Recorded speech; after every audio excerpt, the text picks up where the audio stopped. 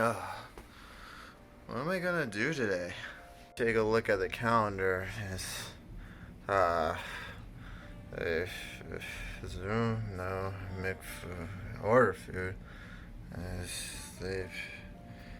What day is it? Every day is the same. I don't know anymore.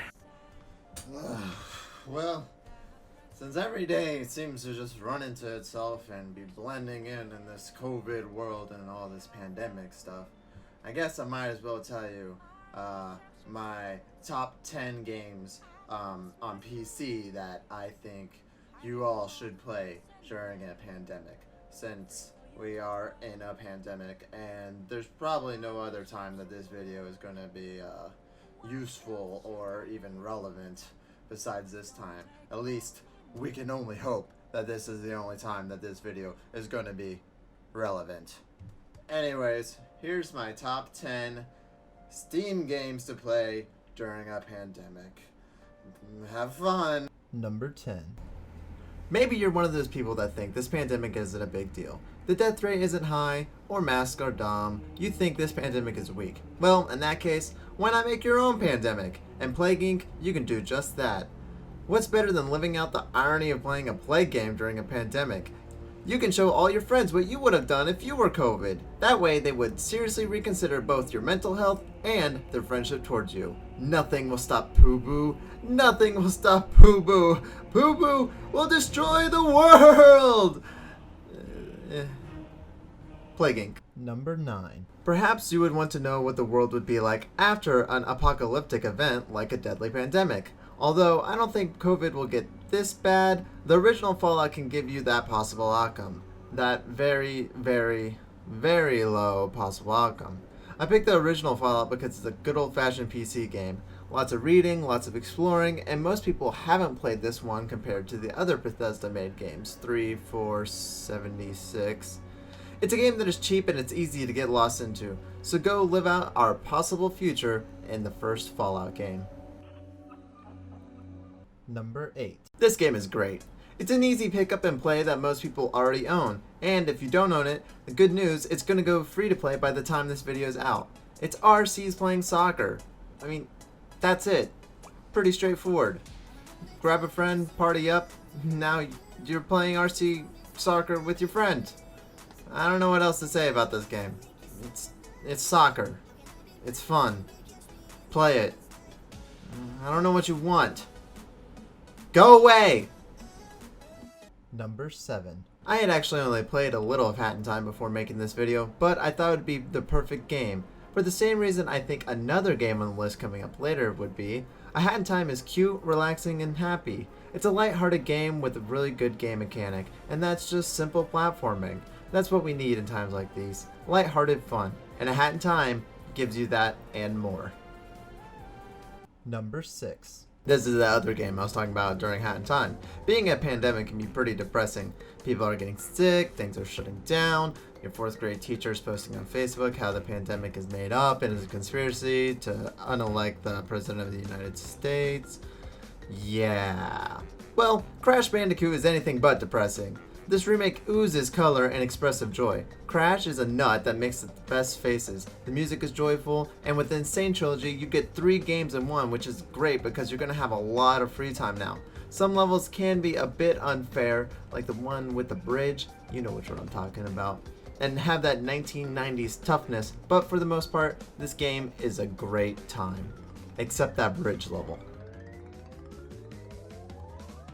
Number 5. I suck at this game, but that doesn't mean it's not fun. Rainbow Six Siege is one of those comeback stories. After a less than stellar launch, Ubisoft continued to update and support the game, making it one of the most popular games ever. And it's fun too. All the different operatives you can unlock and using their special abilities is fun. Even though I die constantly and don't usually help my team out, whenever I do get a good round and lead my team to victory, there's no better feeling. Number 4. How could you possibly think about a pandemic when there's a serial killer hanging people up from roofs and light poles? Persona 4 Golden is a treasure. Anyone that's a fan of this channel knows that how much I love Persona 4 Golden in particular. It takes that classic JRPG system and enhances it with memorable characters, great music, and a story that'll keep you guessing all the way up to the true ending.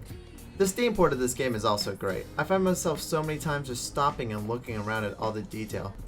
It's impressive since it's just a straight port of the Vita version. Go get this game. It's the best, even though it's not number 1. Number 1's coming up. Number 3. This game has taken YouTube by storm, and for good reason. It's a very simple game with a simple premise. You're with a group of scientists on board a spaceship and you need to repair the ship to win. Oh, and also, there's some scientists on board who are secretly murderers trying to kill everyone. It's a great time, especially when you're the killer, and if you're playing with a group of friends, that's even better. It leads to some really great fun. Number 2. Japan is a beautiful and culturally rich land, filled with elegant poetry, pristine art, and the highest of honor. But what better way to experience that culture than to burn it all down? Burn! Burn! Burn! The Total War series has gone on for decades, with its most recent release being Troy, a Total War saga. Even though it isn't by any means new, Shogun 2 is and will probably always be my favorite entry. The music, the environment, the troop classes, they're all Japanese and I love it. Even though I haven't technically ever actually won a single campaign in this game, it's still one that I find myself always coming back to. And number 1. And at number 1, I have Star Wars Empire at War. Star Wars is great, and great Star Wars games are also great. Empire at War lets you live out that childhood dream of commanding a Star Wars army and conquering the galaxy. The game gets even better when you use mods to break troop limits. The modding community is still very active with this game, especially with the Republic at War mod, which lets you change the game into the Clone Wars, which is really cool. Finally, I can command my army of robots to enslave humanity. My one true dream. I'm so happy. Well, I beat all those games. How much time do we have left in this pandemic? I guess I just gotta find something more productive to do.